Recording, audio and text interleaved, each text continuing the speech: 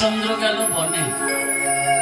রাম যখন বনে গেল, লক্ষ্মণ গেল তার শনে, সীতাও গেল তার শনে।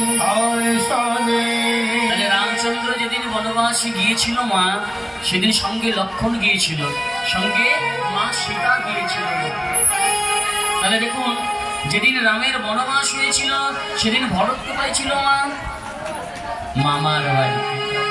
যদি এই ভরত থাকতো না অযোধ্যায়, তাহলে কি রামের এই বনবাস হতো না?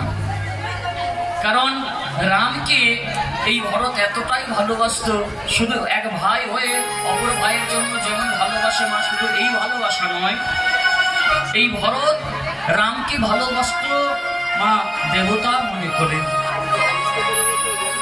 তো যদি এই ভরত অযোধ্যায় থাকতো, তাহলে কিন্তু রামের এত বড় এই যে বনবাস হতো না মা।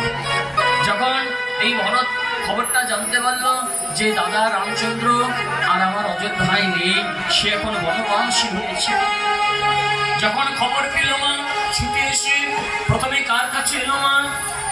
মা কৈকেয়ীর কাছে এসে কৈকেয়ী বলছি, মা শুনেছি নাকি তোমার জন্য আমার দাদা 14 বছরের জন্য বনবাসী হয়েছে, তা তুমি এই কাজটা করতে পারলে মা? একজন মা হয়ে তুমি কি করে একজন সন্তানকে 14টা বছর গৃহত্যাগী করলে মা? কিভাবে করলে মা?